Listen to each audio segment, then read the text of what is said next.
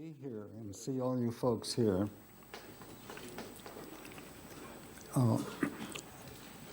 If things go appropriately here, there should be some time left over from the time that I talk, so that there will be an occasion for you to ask questions if you wish to.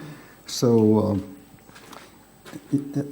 if there are things that you want to ask about, you might just take notes on that, so that when my talk is over, then perhaps we'll have enough time to talk to some of the things you want to ask about.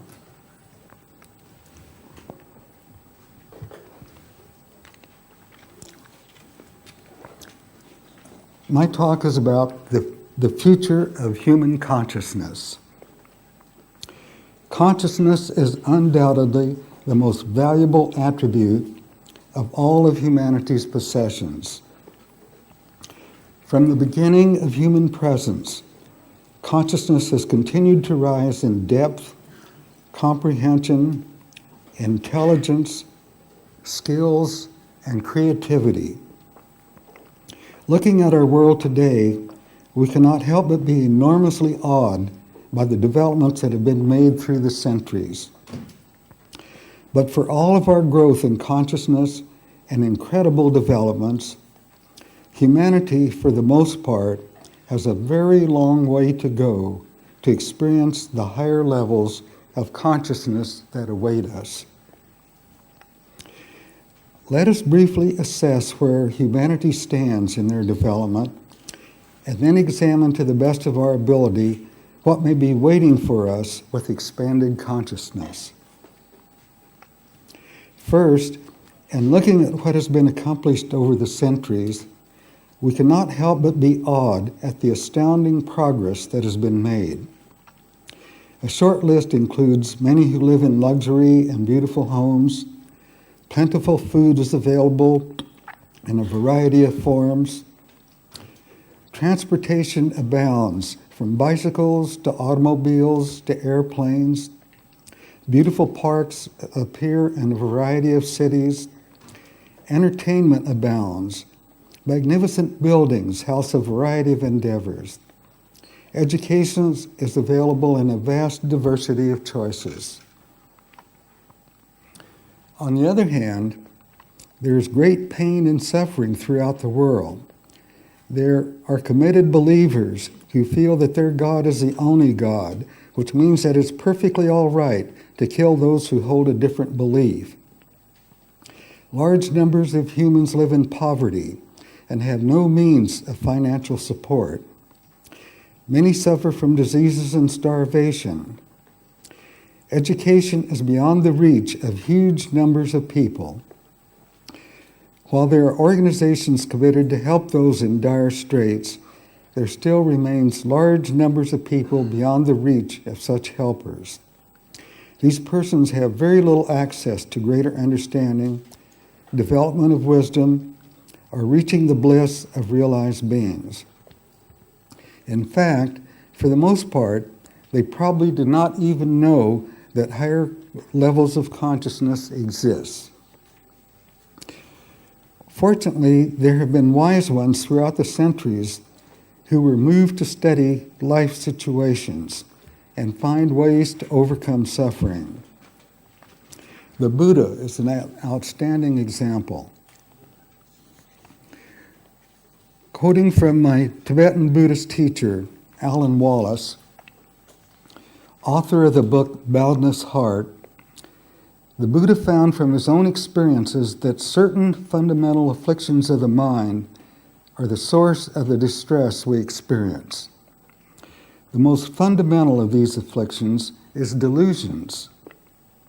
And from this delusion, other twistings of the mind occur: selfish craving, hostile aggression, and a myriad of other derivative afflictions. The Buddha and masters that followed after him found ways to trim and develop the mind, to train and develop the mind. Employing appropriate practices opens the door to the glorious potential of the spirit, revealing that love and compassion are the most appropriate answers. Here's a list of guidelines. Avoid killing, avoid sexual misconduct, avoid taking what is not given, avoid lying, avoid slander, avoid abuse, avoid idle gossip, avoid malice, avoid avarice, avoid false views, or a mindset that denies fundamental truths. Over many centuries, Buddhists and other discoverers reached higher and higher levels of consciousness. While followers of these teachers grew and gained much reward, the number of followers are still a very low percentage of the total population of our planet. The discovery of who we are and what our potential can be was given an enormous boost when Dr. Albert Hofmann came forward with LSD. Within a few years, persons all over the world began to discover enormous openings of consciousness. Vast areas of discovery opened up. Repressed material rose to the surface, in many cases revealing sources of discomfort that could now be released. Inappropriate behavior was recognized. Mates, family members, and friends were seen in greatly enhanced light. Heightened awareness opened the door to vast beauty and understanding. And most important of all, for open seekers came the realization that one is truly one with the universe, immersed in pure bliss. And that's what's waiting for us. Unfortunately, there were many youngsters who managed to possess LSD and were anxious to explore without intelligent guidance. Oh, thank you. While naturally peaceful, is that better? Yeah, it sounds very better. Thank you. While naturally peaceful, contented, open-minded youngsters found riches from their experiences. More disturbed persons encountered deeply repressed material that was very painful and difficult to resolve. This often led to minds getting twisted and in some cases created unbearable pain. Sometimes such persons ended up in severe depressions and even in hospitals. Many physicians and their helpers did not have the knowledge to help such persons out of their dilemma. Parents were bewildered by the changes.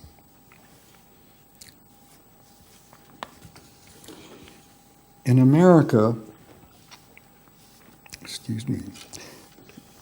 many uninformed physicians who were unfortunately in the majority in the punitive Federal Drug Enforcement Authority were happy to bitterly oppose such substances, resulting in the United States government making all such substances illegal. No research with psychedelic substances has been approved for over 30 years.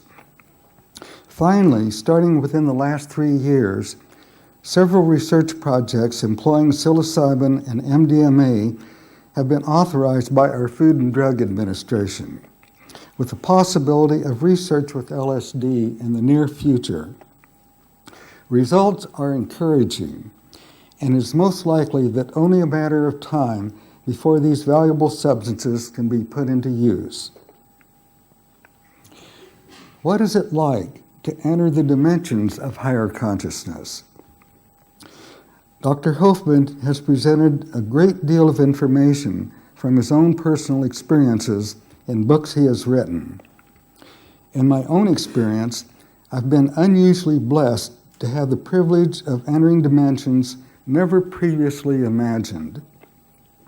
While I've not always been able to retain the full impact of these discoveries, and if I did, I would be enlightened in the Buddhist sense, the impact of these openings has exposed such grandeur and vastness that the only acceptable response is incredible gratitude. Being human and still carrying burdens beyond my ability to resolve them, there still remains important work to be done. But just having experienced glimpses is enough to muster determination to press forward, for it is now clear that our real self, the true I that resides in the heart of each of us, is present and available, and is worth far more than anything one could possibly imagine. Entering this dimension is pure, indescribable bliss. We are one with the universe, including all other beings and creatures, and it is crystal clear that love is the only answer. It is really impossible to fully describe the remarkable essence of who we are. What I am presenting here are simply words, and we all know how easy it is to present words in all kinds of ways. But in each of us, the remarkable core that is one with all, and hopefully, as these words are stated, something deep within yourself will recognize a new reality, a reality that is the most worthwhile thing we can possibly realize. Hopefully, just a taste of this can reveal what is possible and is ultimately real, the only reality that really matters. I do not mean that everyone can immediately enter into this state. I am simply saying that just knowing that this is real and that its value surpasses anything else we could possibly imagine tells us that this is the most important endeavor that we can undertake. There are no doubt many who are not ready to accept such conclusions. There are all kinds of people in the world, and many have already determined the objectives they prefer to pursue. And that's fine. Pursue your own choices. But ultimately, you will reach the point where you recognize that there is no other endeavor that can be as precious as unfolding your true inner self, whether in this lifetime or future lifetimes. If the goal that I've just described is accurate and therefore desirable, how can it be attained? There's no question that the appropriate use of LSD can open many important doors. Unfortunately, many nations have outlawed LSD and similar substances. I'm ashamed to confess that the United States, supposedly the home of freedom, has been the major factor in outlawing these precious materials. But there are places in the world where these restrictions do not exist. And hopefully, as current research produces favorable results, the day will come when appropriate applications will be permissible. In preparation for this time, let's look at established procedures which can accomplish worthwhile results. As mentioned before, there are open, caring persons who naturally respond to the remarkable openings that are presented. There have been some who have been so enormously grateful for what they obtained in LSD and for what they have learned in a single session that they are content to never imbibe again. Those who have more difficult times can be greatly helped by experienced guides. This is an area I'm very familiar with, as it took me a number of years to clear up much of the garbage I was carrying. But the greater one is suffering, the more profound is the relief of getting free. Those who have the hardest time are those who have powerfully repressed material which the famous psychiatrist Carl Jung named the shadow. Carl Jung is no doubt one of the bravest men who ever lived, intentionally plunging deeply into his unconscious to search out and resolve his inner conflicts. Shadow material can be very painful. The greatest sources of pain come from mistreatment, particularly at a young age, where comprehension is not yet developed. Fear, pain, neglect, accidents, forced restrictions are all sources of such discomfort that our psyche buries these feelings deep into the unconscious.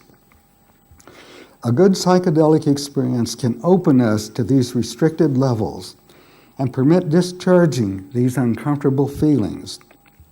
In addition, there can be feelings of joy as we contact our true center.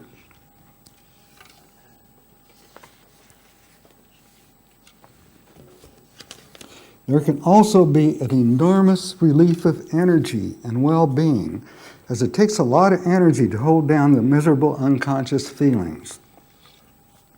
My own experience is that as you clear up repressed material, which provides great relief, you then encounter deeper, more difficult layers. It can get so hurtful that many desire to go no further.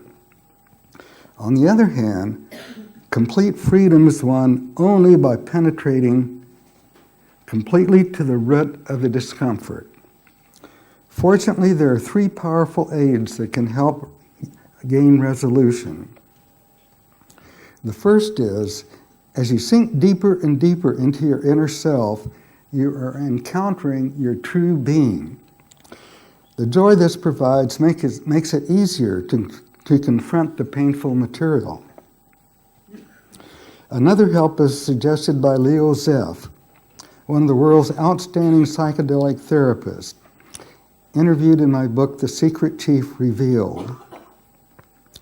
Leo tells us that if we can stop resisting and let go to the flow, the discomfort lessens, making it easier to reach complete release. This can end up with profound peace and joy. A third helper is achieved by accomplished meditators who learn to withdraw into their true center, and from this viewpoint, look out into the spaces where the painful material is present. In the comfort of the inner self, they can observe the uncomfortable material as being on the outside and consequently not deeply felt. From this viewpoint, it is possible to identify the pain and find a way to resolve it. Each encounter with LSD or other similar useful substances as created by Alexander Shulgin should be carefully reviewed. It is extremely important that valuable discoveries which have been revealed are immediately put into effect. Those who have available access to LSD, for example, often neglect taking this step, as if one falls back, it is easy to repeat the experience. I personally fell into this trap myself. As I failed to put indicated action into practice, I could feel myself regressing and would consequently imbibe again. After a while, I felt this constant going up and down, very trying.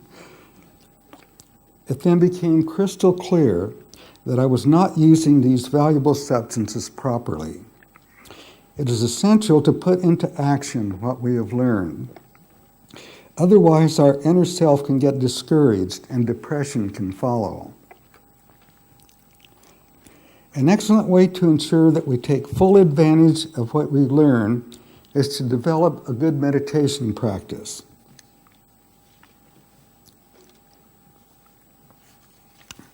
Having a little difficulty here. Many people find it difficult to follow this approach, as they are busy persons working for a living, and in the beginning, nothing rewarding seems to develop. When you start taking up meditation, people get bored because nothing is happening. Here is where intention comes into the picture. With dedicated intention, one sticks to the practice until results begin to occur. Having access to LSD at appropriate times can provide openings that considerably enhance the progress of mastering meditation. I think it is enormously worthwhile to find a good meditation teacher who is skilled enough to teach essential techniques and properly monitor you on your journey. Excellent advice can come from the books by the Dalai Lama, Thich Nhat Hanh, Pema Chodron, Eckhart Tolle, and my own teacher, Alan Wallace. It is often difficult to get started with meditation, but once you begin to make contact with your deep self, you begin to feel more peaceful, and that something worthwhile is happening. Staying with it, one begins to find deeper relaxation, then more mental stability, and then finally clarity.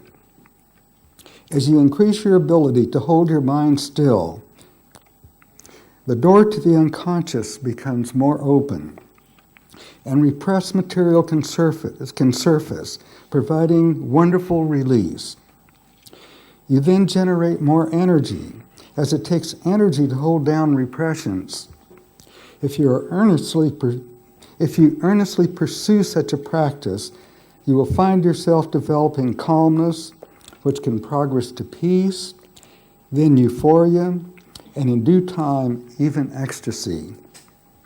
And all of this can at appropriate times enhance psychedelic explorations, which can further deepen your meditation practice. The more we progress, the more we learn to open up and resolve inappropriate material. In general, most of us don't care for pain, but I have learned that pain is an excellent teacher.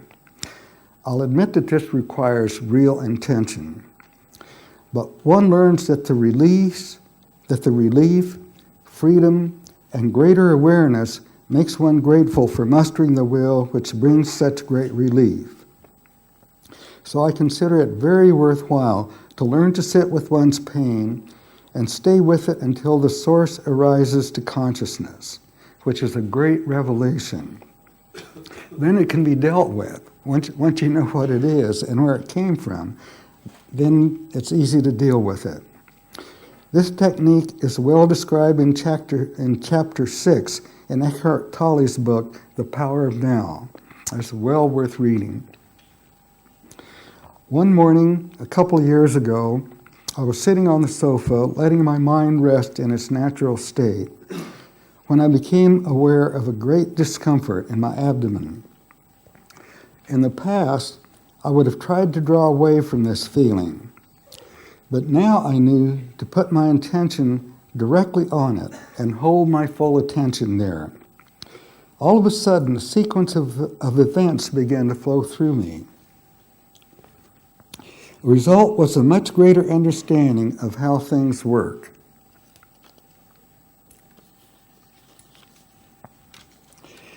As the discomfort rose, I became agitated and began to look for the source of the misery. Then it struck me right between the eyes. My very clever ego began searching and searching to find the cause of the difficulty. But as soon as I did this, it became crystal clear. The pain is the result of separating from a person, from an animal, from a place. Suddenly I recognized my ego was deliberately searching to find the cause of the discomfort. It seemed imperative to find someone or something on which to place the blame. Then with an enormous impact, I realized that this created further separation, which produced even more pain. So the very clever ego searches even further, which creates more separation and more pain. It became quite clear how much pain and suffering is being created around the world, particularly for those persons who feel their own God is the only true God, and it's perfectly all right to kill those who support different religions. How's that for separation? Will there ever be any end to their agony as they keep creating more and more the very cause of their own pain? For the truth is, we are all one. So when we separate ourselves, we break our connection. And breaking this connection results in pain, even if we're unwilling to acknowledge it. Recently, I was blessed to experience a further element to help open the doors of realization. My very good friend, Sasha Shulgin, in years past, observed me struggle through some of the uncomfortable situations I often found in myself. He would ask me, "Are you above the line or below the line?" Often I was too uncomfortable to reply to him. I finally discovered that being above the line was a great deal more satisfying than being below the line. And more important, I began to understand ways to stay there. Excuse me. I spent quite a bit of time in meditation simply being still and observing. This is often quite satisfying, but in some ways it seemed there were things I was missing. Heavy feelings would return. The wonderful states of clarity would fade away. There seemed no way to maintain this above the line space. Then it came to me that I was not producing enough intention. It was important to focus more clearly, carefully avoiding grasping, but somehow applying purpose without straining. Then the higher levels of consciousness began to appear. Sitting on the deck of my house, looking up at the high mountains of the Sierra Nevada, and looking above the mountaintops to the crystal clear blue of the sky, I was filled with the awe and beauty of that very alive heaven. It becomes more clear all the time that there is no end to consciousness. It will expand and expand and expand, leading us to new heights, new realizations, new incredible bliss. It is patiently waiting for us to apply the necessary intention.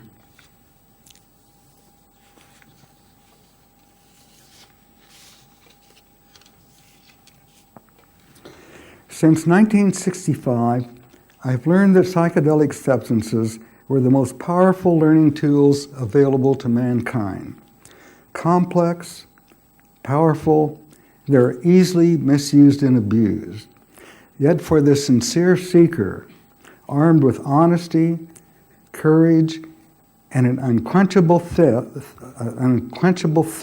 for self-discovery, I know of no other means that can so readily provide self-understanding and the ultimate nature of reality, nor that can so readily reveal the source of most of the difficulties of the human race and the most appropriate path to their resolution. Following are some of the points that I consider to be my most valuable learning experiences. Number one, many aspects of life expand as our consciousness expands. This includes improvement in communication and relationships, developing skills, sensory enhancement, free flow of thought, appreciation of nature, and growth in inner strength and well-being. Number two, the source of life is utterly real. Those who have the strength and courage to explore this dimension will find an incomprehensible beauty almost beyond the strength of humans to gaze upon. Number three, the universe is created in unconceivable love, a vast, endless, timeless love that is in the heart of every living creature, that awaits within each of us to be discovered by those who earnestly seek it. Number four, we are truly all one. Our brother's welfare is our welfare. His or her pain is our pain, and there is no private salvation. The Buddhists are right.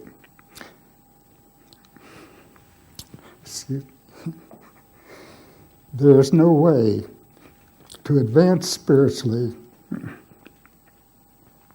without committing oneself to the happiness and welfare of all living beings.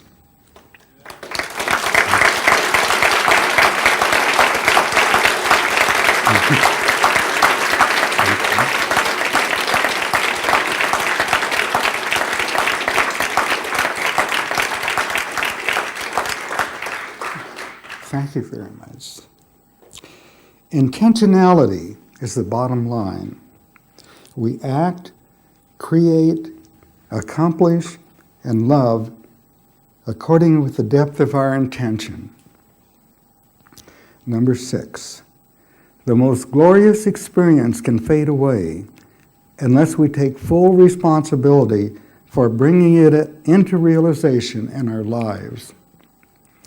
And 7, and last, gratitude and appreciation are the star steps to heaven.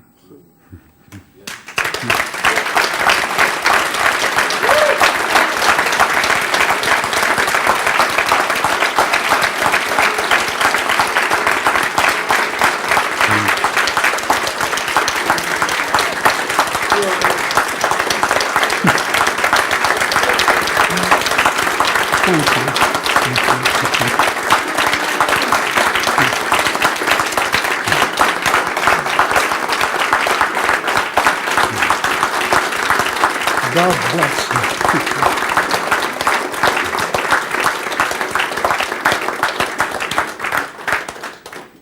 you. Well, if anybody has any questions, I'll try to deal with them.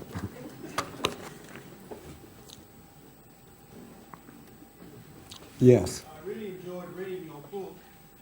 Have you plans to do any more writing?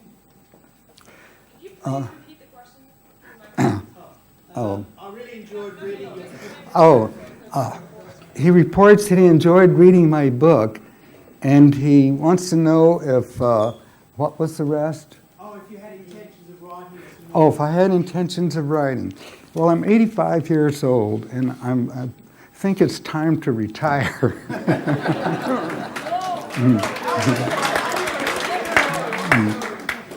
I recently prepared a paper.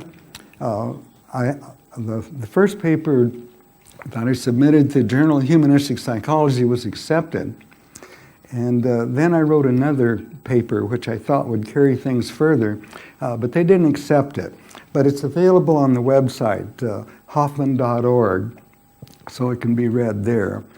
And I don't know, right now I'm not attracted. I think I'm going to take some rest for a while. Anyone else? Yes. I'm curious of your idea of a kind of controversial idea regarding, because you're speaking about Eastern traditions, and Eastern traditions speak about karma and merit and things like this. I'm having a hard time hearing you. Maybe you could come up and speak into this.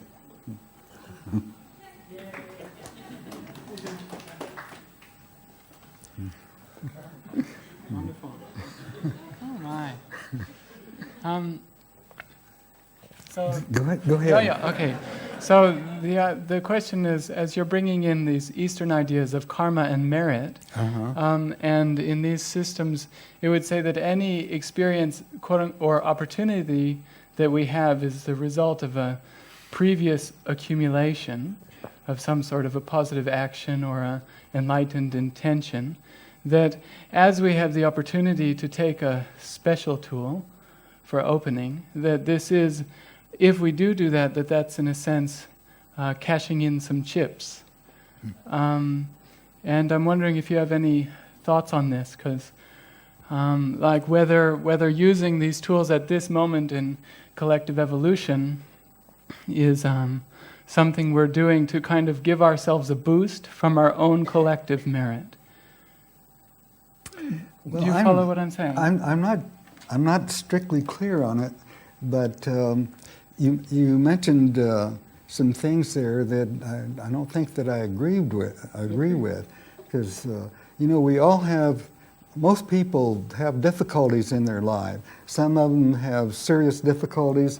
Some have serious difficulties because of the way they're treated. Like I had an older brother who was pretty mean, and we have all kinds of things happen that create difficulties. And so we have to find ways to get free of those things and resolve them. I tried to cover that as well as I could in the paper here. But in the meantime, we have these remarkable substances. Now, of course, it depends on where you live. In the United States, they're illegal, and we could be thrown in jail if we're caught with it. So that's very difficult. But hopefully in time, we'll reach the point where these substances are available, where there will be excellent guides who can help us go through the journey, and that we can learn more. And as we learn more, we can deal more successfully with all the things that we're involved with, because your awareness grows and you understand more, and things become more clear. Yes. I asked this question, please forgive me for taking the time, but it's because that in a greater scheme of things, a galactic clock, shall we say, it's possible these substances are not going to be accessible. The labs maybe will crumble, or gosh knows what will happen. And that I'm just curious if there's some kind of urgency to really use this opportunity as a collective consciousness of humanity, really use this opportunity to use this special tool that we somehow have brought into our midst while it's available, because it's possible that we won't be able, maybe with the blessed mushrooms, but gosh, even that might stop, Do you have any sense that we're using our collective intention has created the ability to have these tools, and that we should really use them now? Do you follow what I'm saying? A little bit. Does anyone?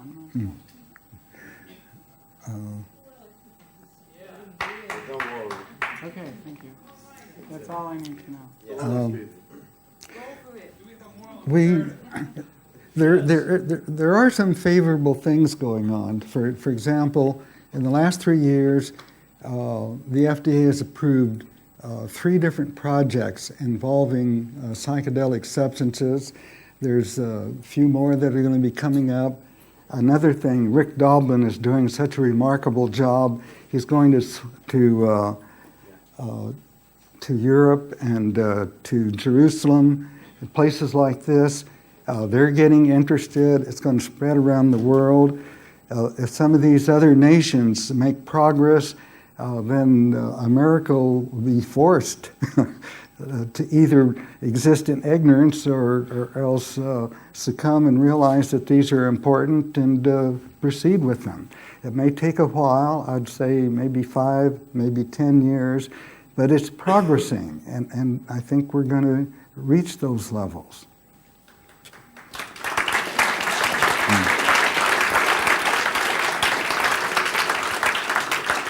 Yes.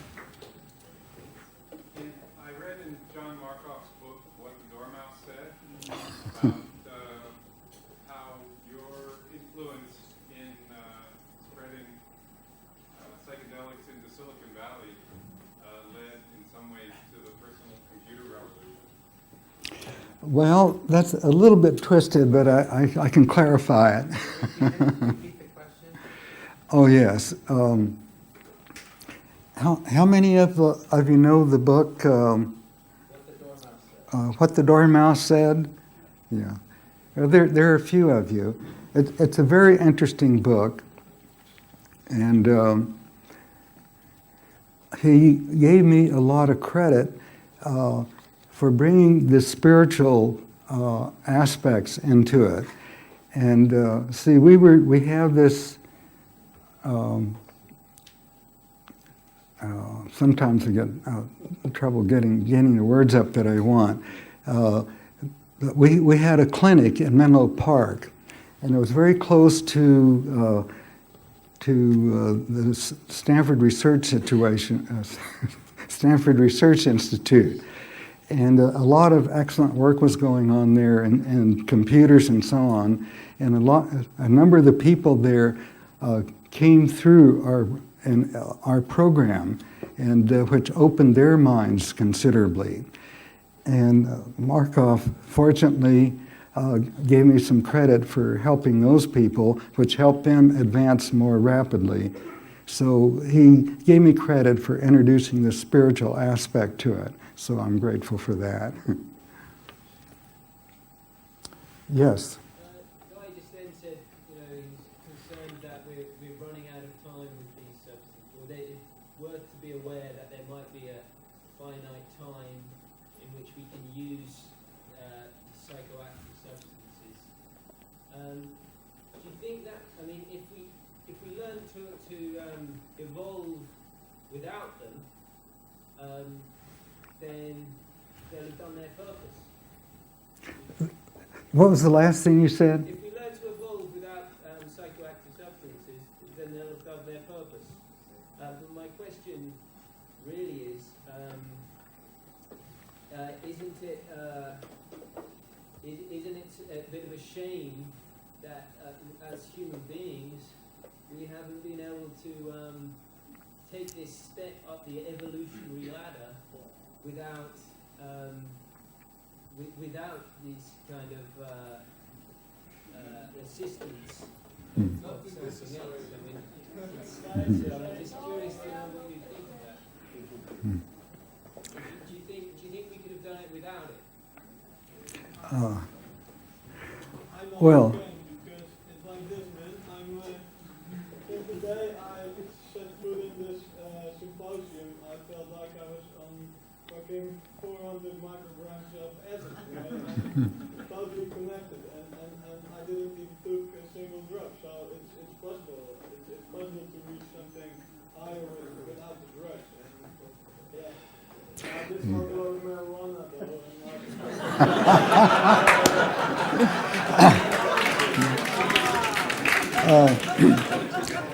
He raised an issue that I'd like to comment on, because the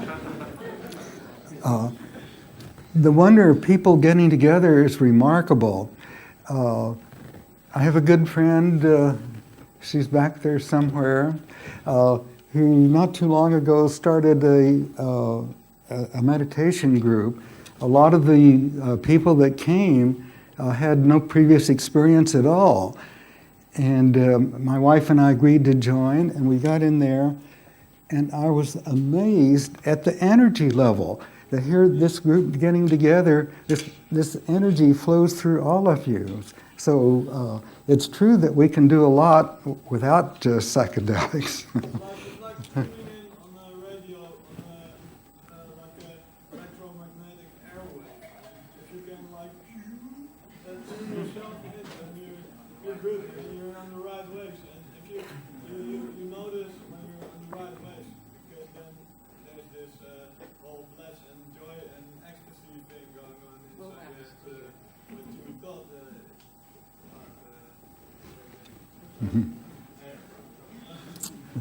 Yes. I was interested in your thoughts about psychotherapy and using LSD to have parity between your conscious and your unconscious. So by using LSD to wander around the inner doors of your mind, to go and resolve the issues or the demons that you think people might be having between those two things, do you think it's wise to use such a powerful psychedelic to wander into your unconscious if you're not quite sure what's going on there? Well, I think as I mentioned here,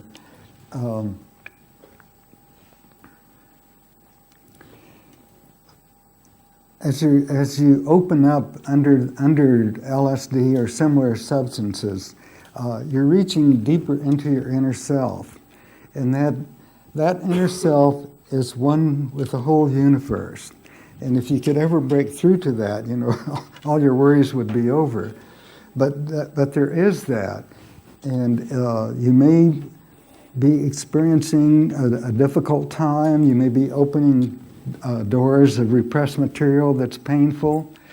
But if you're willing to stay with it, it can be released, and when it's released, there's just enormous benefits. I mean, one just feels like you've been released somehow, and your awareness heightens, and so this can continue. Now there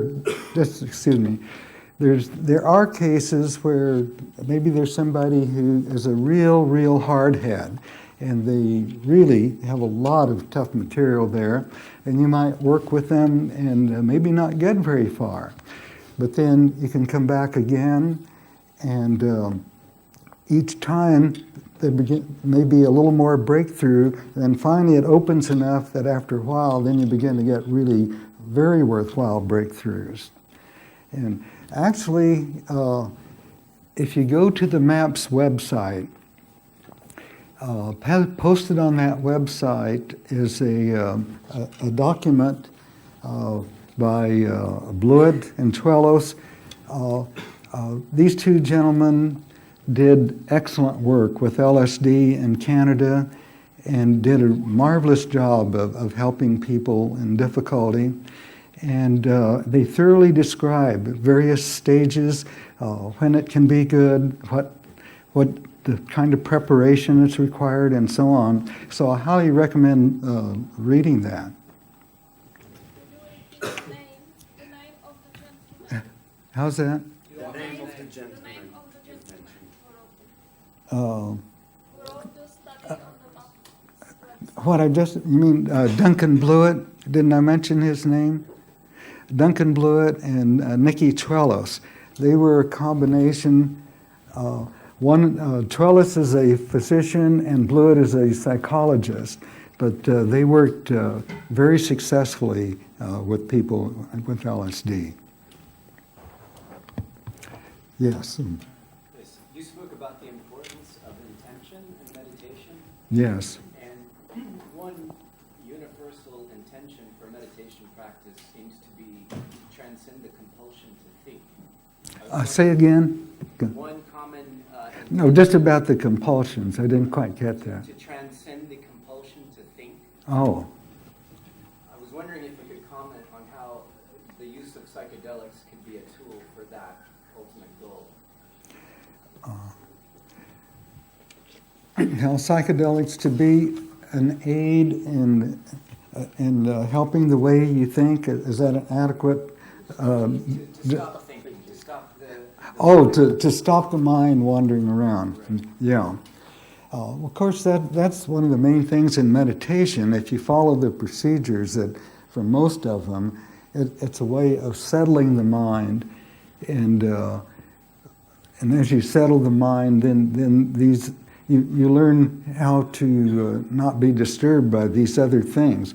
In the beginning, you always get pulled aside because the mind wants to move around and do different things. And when it does, you just learn, you don't get angry or anything, just let it go. Just realize that you've been pulled aside, and then just start over with your thinking or your planning or your meditation or whatever it is you're doing. And if you keep doing this in time, those disturbances will cease. His question is, how could psychedelics further this process? How could psychedelics what? Further the process. Well, I thought I explained that already, because that's what psychedelics do. It's amazing if you the first time you have an experience. We think we know things, we think we understand things. All of a sudden, we find there's whole new areas of fresh new material and new possibilities. It can be incredible.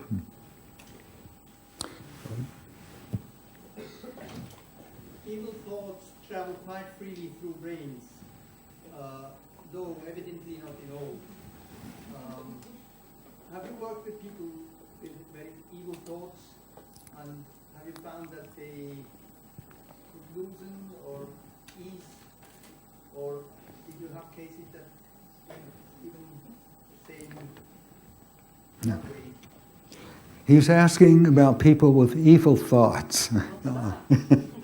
And I think if we were working with someone with evil thoughts, we'd be very, very careful about this.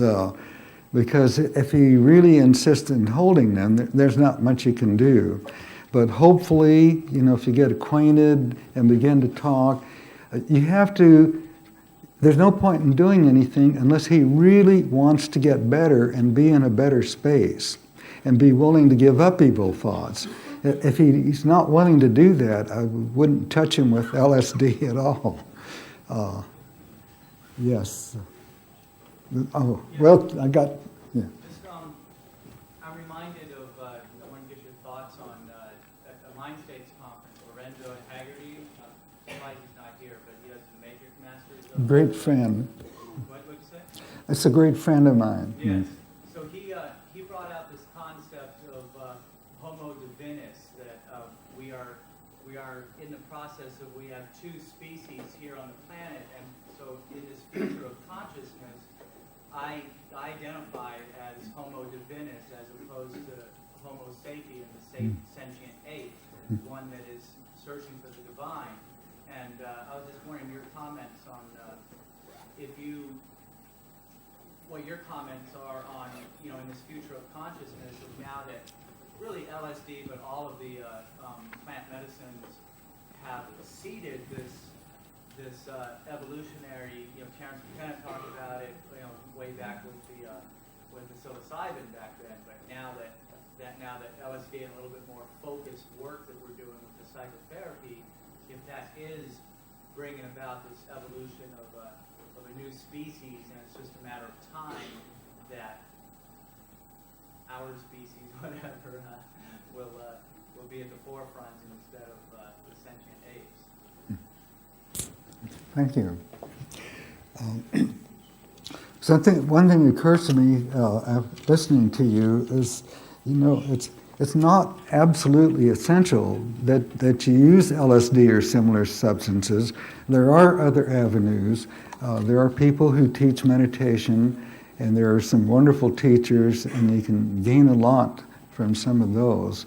So it's been my experience, though, and I've been very grateful that LSD and similar substances have tremendously accelerated the growth process and the learning process. Yes. Myron, I'm struck by the variety of people here and the variety of age levels and knowledge on this subject. But we can all leave here and go back to our same old thing. My question is, have you given thought as to how we could organize in a legal way and be more effective in the world as a catalyst to change, starting with politicians? I'm told by senators in the U.S. that they count so many votes for every letter they receive. If there was some organized way where we could penetrate the mainstream of political consciousness and educate them in an effective way without offending or creating more resistance, it seems to me we could all leave here and every one of us could become the central spider in the spider web. And for this idea that, like women's rights and birth control and all the things were ideas whose time has come, this is an idea whose time has come. And I think we need to organize like an army to be extremely effective. We have a collection of unbelievable minds in this meeting. So have you given thought as to how to leave here and then create this catalyst for change? Well, what you bring up is really very, very important. And I'm hoping that as a result of this symposium, a lot of people will become more aware. They'll meet other people, and hopefully they'll take the initiative to stay in contact and begin to find ways of being able to serve like that. Because it'd be wonderful if people could leave here and go home and maybe even gather friends and begin the work individually there. But how can we be more effective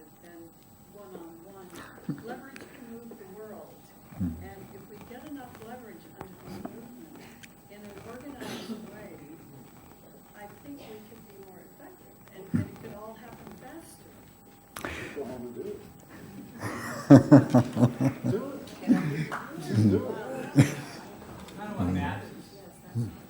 And what about critical mass then? It wouldn't be necessary. What about critical mass? Why not Yes. do it? You mentioned earlier the metaphor of being above the line or below the line. Yes. I'm wondering if you could speak more about what that means to you, the line particularly. I should have Shelgan here. He could explain it perfectly.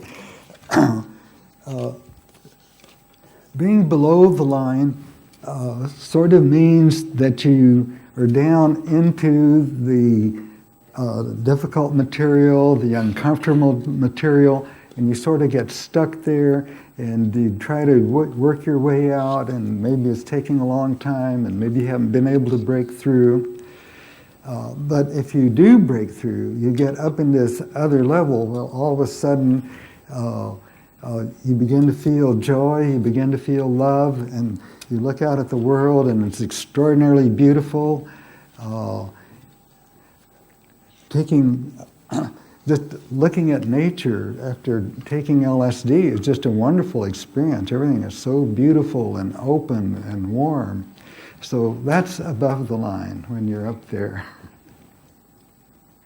If you're taking LSD regularly, what do you think the time span is in between taking it? Do you think there's a sort of responsible time span? Yes, indeed. First of all, I think it's very important that after you have an experience, that you do everything you possibly can to use the benefit of what you've learned. Because when you've gone through these experiences, there are a lot of openings and a lot of fresh understanding.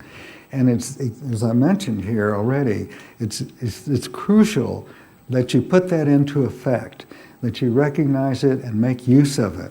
And when you feel that you've done that, and really done that, then it might be appropriate to have another experience and reach another level of understanding. Let's see, is our time up? We're past time. Oh, well, thank you all.